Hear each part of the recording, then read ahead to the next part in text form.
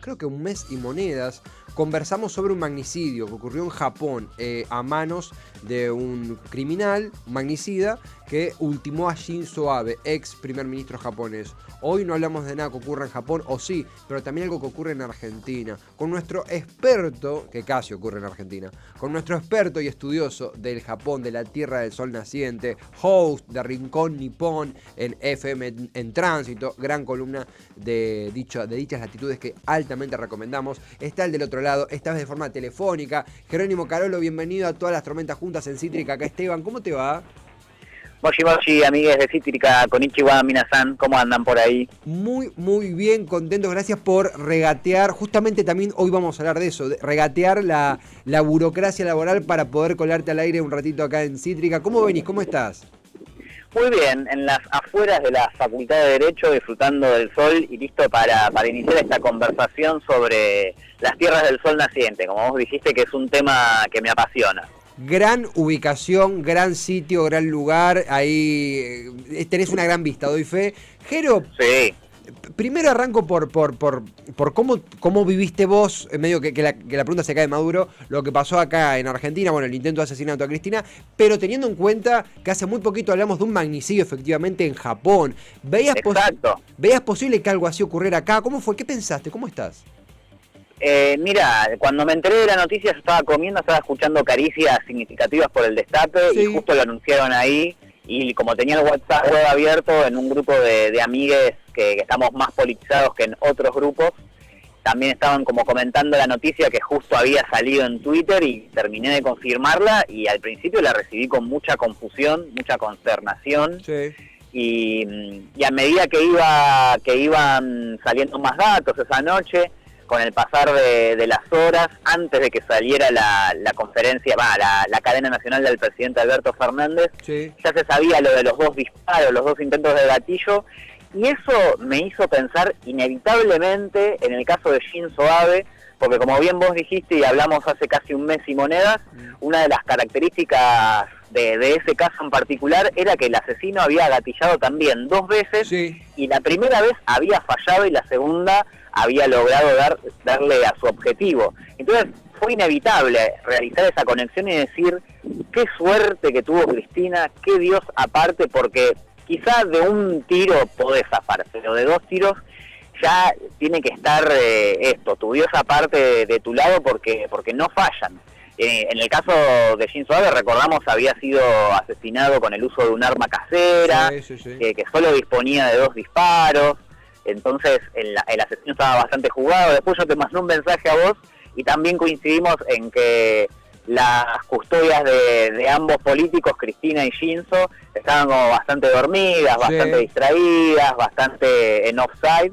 Así que tiene bastantes paralelismos. Yo la verdad no esperaba que le sucediera esto a Cristina encima de una manera tan cercana, porque encima uno cuando piensa en este tipo de asesinatos, como habíamos dicho la otra vez, es inevitable no pensar en el asesinato al presidente Kennedy, totalmente. Que quizás sea de los magnicidios que más nos resuenen, que había sido, sí, un asesinato a la distancia, el asesino estaba lejos, sí. No había proximidad, no había manera de que sus guardias intervinieran, pero acá sí había, en el caso de Cristina, peor todavía porque llegó a estar a nada de dispararle en la cara. Y una de las cosas que me dejaron consternado es la posibilidad de lo que hubiera sucedido, ¿no? Porque sí. Ya la imagen de la pistola apuntándole en la cara a Cristina es muy fuerte, muy grave, muy violenta. Total. Imagínense lo que hubiera sido, no sé, estoy buscando madera cerca para tocar, si hubiera disparado, ¿no? Había un montón de cámaras captando el hecho, la imagen habría sido horrible, realmente ese final para una política de tal tamaño, como lo que pasó con Shinzo Abe, ¿verdad? Diplomáticos que dan su vida por la carrera política y que terminan de esa manera tan injusta, tan cruel y tan violenta, es algo, como digo, injusto. Crudo, directo, vos lo decías, es lo que todos pensamos por lo menos una vez a diario. ¿Qué hubiera pasado si? Me acuerdo también la charla que tuvimos sobre qué onda las custodias de Shinzo Abe, que dijimos, che, está un poquito laxa, ¿no? Se quedaron ahí clavados, y acá pasó algo muy parecido. Hay mucho que que aprender y que comprender y que procesar. Y Jero, en el medio de todo esto también, porque hay una columna nipona, una conversación nipona que vos todo el tiempo acá desenfundás, y bajo ese eje, algo que veníamos conversando y que lo traemos acá también, no es la palabra para distraernos, porque es un tema serio, pero sí para poner los ojos también en otras problemáticas, porque hay que seguir adelante, es justamente algo que viene a colación de donde estás vos ahora, que es tu trabajo, que es el trabajo en Japón. Usualmente si alguien te dice, che, pegué un laburo en Japón, imaginás ganancias en yenes, imaginás una vida en Tokio de placer, más estable que acá, y sin embargo diferentes medios como Le Monde Diplomatique hicieron eco en los últimos meses de las condiciones laborales en Japón, no solo por las condiciones de una oficina, sino por el cansancio, sino por el agotamiento. ¿Cómo es eso? ¿Qué es lo que está pasando en Japón con el agotamiento laboral? Bueno, el tema del agotamiento laboral en Japón es algo que viene desde hace varios años, yo diría más o menos desde finales de los 90, sí. Y acá vamos a intentar explicarlo, pero desde tratar de no demonizar el trabajo en Japón, que es algo que, como está lejos y es una cultura muy diferente, cada vez que nos enteramos de algo, de algún dato, ya sea del trabajo o de otras cosas, o de esta cultura diferente, lo primero que nos sale pensar es, están locos. En Japón sí. Están chapa, duermen en hoteles cápsula, que son más parecido a un nicho de un cementerio, están locos. Total. Trabajan 15 horas por día, están locos, como que el acto reflejo que nos sale enseguida es el están locos. Y vamos a tratar de descubrir en la columna de hoy que en realidad no están locos, sino que las razones por las que hacen las cosas tienen fundamentos culturales muy basamentados, y que en todo caso, si ellos miraran para este lado del mundo y nos vieran hacer las cosas que hacemos, también en todo caso podrían llegar a pensar, están locos en Argentina, no sé, toman una infusión adentro de una calabaza y una bombilla, claro. No puede ser, están locos. Claro. Así que vamos a intentar explicar un poquito de manera clara y concisa qué es esto que sucede con el cansancio en el trabajo en Japón. Como dije la vez anterior, vamos a nombrar palabras raras seguramente, así que cuando vos quieras detenerme... Por supuesto. Para preguntar, invitadísimo estás, te vi. Por supuesto, Jero, por supuesto. Me da mucha curiosidad saber qué es lo que pasa con el laburo en Japón, si es cultural, si es tradición, si es una cuestión de valor humano, qué es lo que sucede, por qué el agotamiento, por qué, qué anda pasando, qué identificás. Bueno, ya que vos decís lo del agotamiento, vamos a empezar por un dato curioso. Como dice Julián Barzapsi, que es un periodista argentino, autor del libro Japón desde una cápsula, que lo vamos a estar citando a lo largo de esta columna, una de las mejores maneras de conocer una cultura ajena, desconocida, es por aquellas palabras que no tienen una traducción exacta en nuestro idioma, que para poder explicarlas hace falta definirlas en su concepto directamente.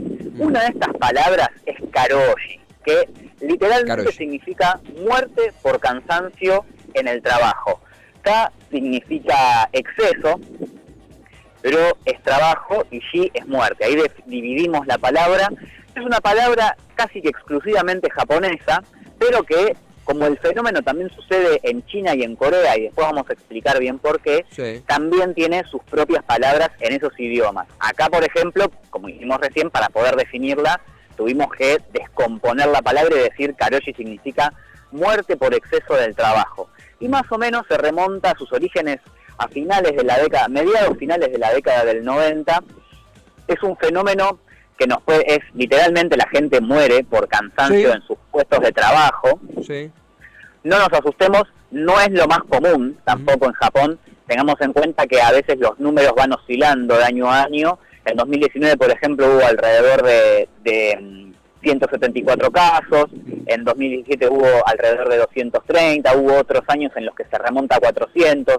Varias asociaciones de abogados que se encargan de llevar la defensa de las familias víctimas del karoshi estiman que siempre son más, como intentan agrandar un poquito el número, porque quizás hay algunos casos que técnicamente no los pasan como karoshi o las familias no se animan a llevarlos como tales, pero que podrían entrar en esto de la muerte por exceso de trabajo. Y para definirlo, porque quizás es muy difícil de entender qué es morirse de cansancio en el trabajo, vamos a citar uno de tantos casos de este tipo de karoshi, que es el de Kenji Hamada, que sucedió en 2009.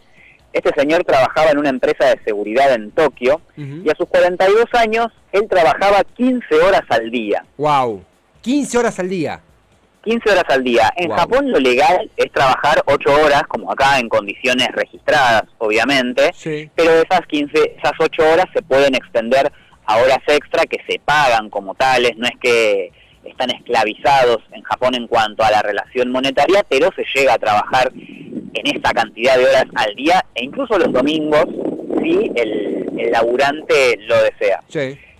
Otro dato interesante sobre Kenji Hamada era que se pasaba otras 4 horas viajando, ida y vuelta a su trabajo, porque en Japón pasa algo muy similar a lo que pasa en Argentina, entre el conurbano y la capital federal, que mucha gente se mueve de la periferia hacia el microcentro y hacia la ciudad, porque ahí están los puestos de trabajo. Entonces, a la mañana, a la tarde y a la noche hay grandes movimientos de gente que, por ejemplo, muchos trabajan en Moreno, entonces tienen más de 1 hora de viaje si combinan tren y colectivo. Lo mismo para la gente de zona sur, lo mismo para la gente en zona norte que tiene que laburar yendo también para microcentro. Pasa mucho eso, entonces se te va un poquito la vida viajando. Total. Como este señor Kenji Hamada, que pasaba 15 horas trabajando y 4 horas viajando. Es decir, que a él, para vivir su vida y descansar, le quedaban 5 horas.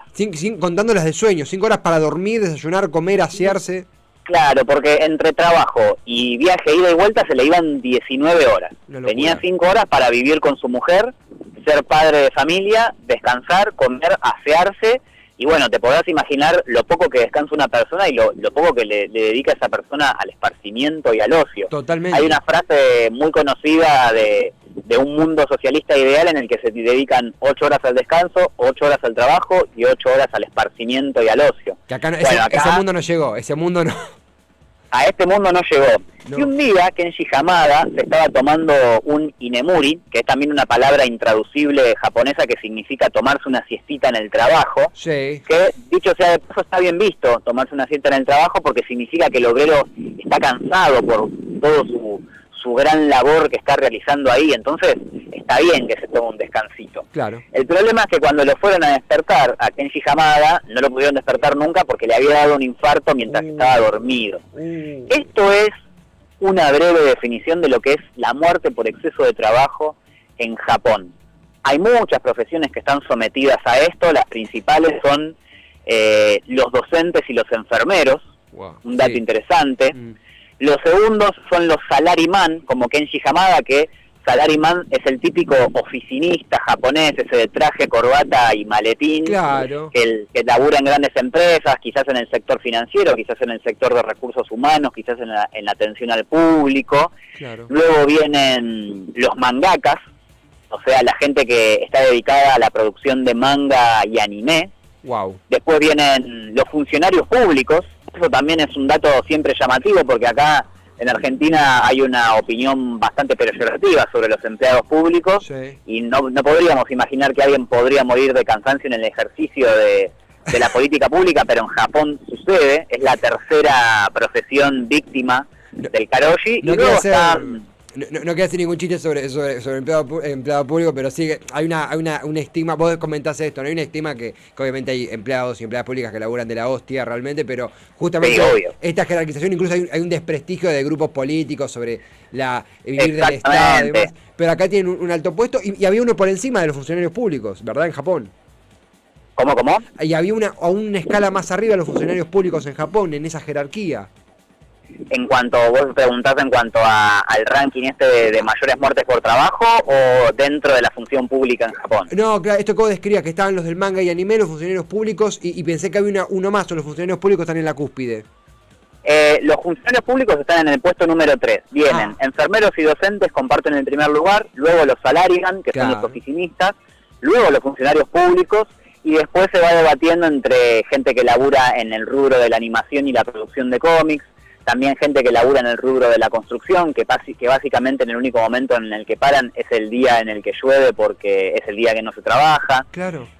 Lo mismo gente que se dedica al rubro de la cocina y la atención al público en ese tipo de lugares.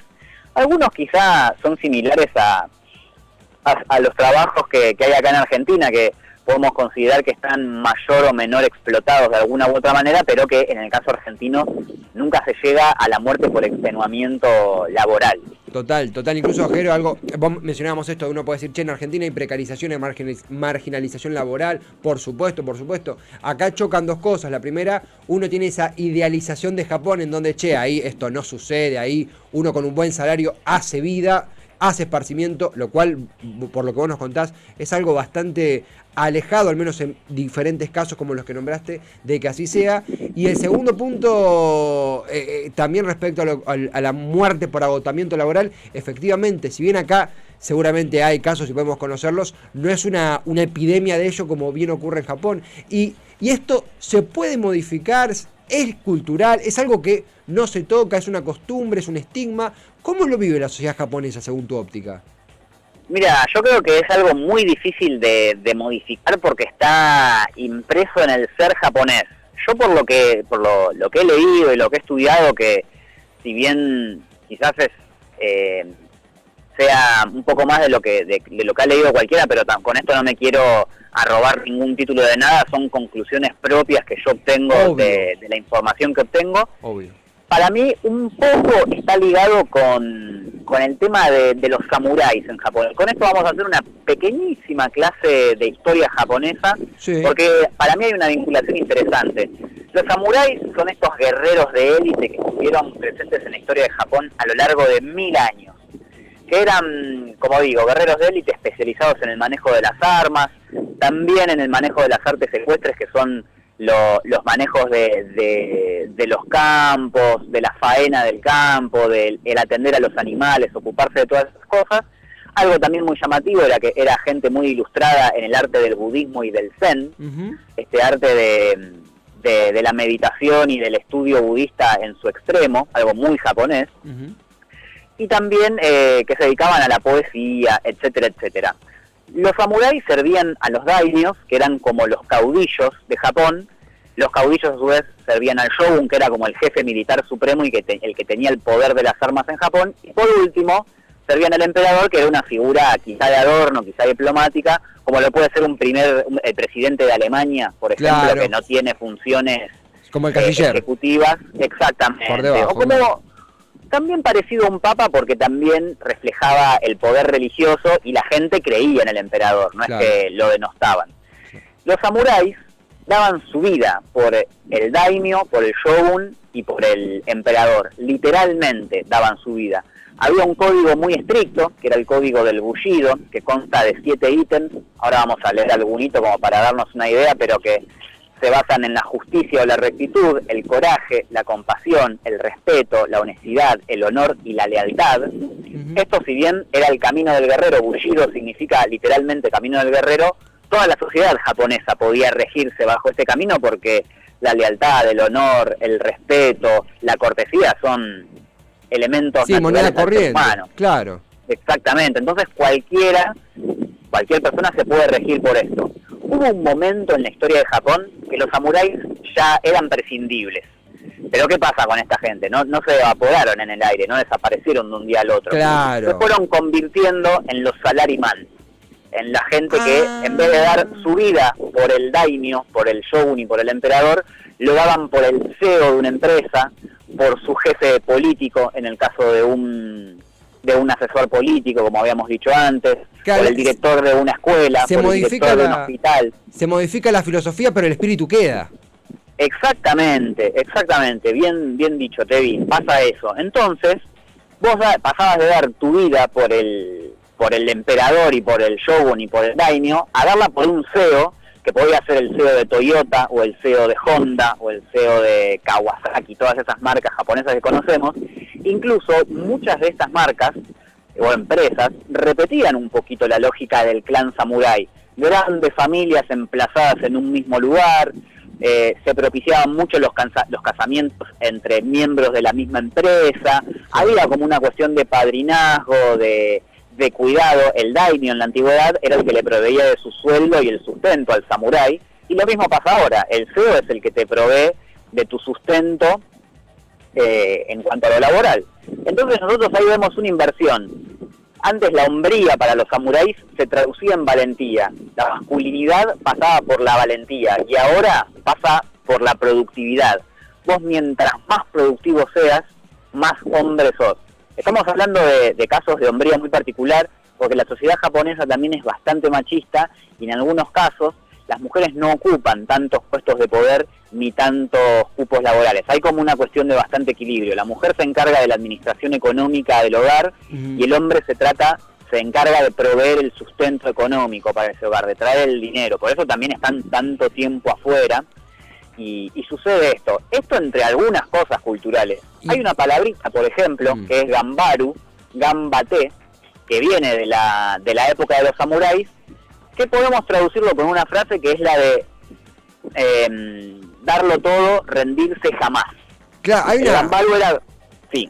No, justamente, no, porque estoy pensando, tengo mucho miedo cortarte por una cuestión de minutos, pero Sí. como quedó mucho en el aire, porque queda mucho en el tintero, se me ocurre esta propuesta, a ver si se puede hacer. Porque Sí. hay material por una parte 2. Me flashó lo de la transición samurai, businessman, salaryman. ¿Se puede hacer, dejar acá como picando la pelota y hacer parte 2, misma hora, mismo canal o cuando vos puedas? Porque no quiero interrumpir esto porque está muy claro y me interesa profundizar a fondo. ¿Se podrá hacer, Jero? Se puede hacer tranquilamente. Si te parece, Por favor. quedamos con esta palabrita colgando en el aire que es el gambaru, que se trata de darlo todo, rendirse jamás, y en base a esa palabrita podemos retomar quizá la semana que viene o en algún otro encuentro lo que nos ha quedado en el tintero. Pero bueno, básicamente hemos definido, según mi perspectiva personal, por qué, entre tantas otras cosas, porque con esto de los samuráis se abre un ítem con muchas flechitas. Total. Y en base a estas cosas culturales del pasado se explican muchas rarezas culturales del presente. Pero bueno, por lo menos ya sabemos que los japoneses no es que están locos y que laburan y que dan la vida en su trabajo por el mero placer de hacerlo, sino que hay una explicación, por lo menos nosotros la hemos encontrado en esta transición que sufrió el samurái en salaryman.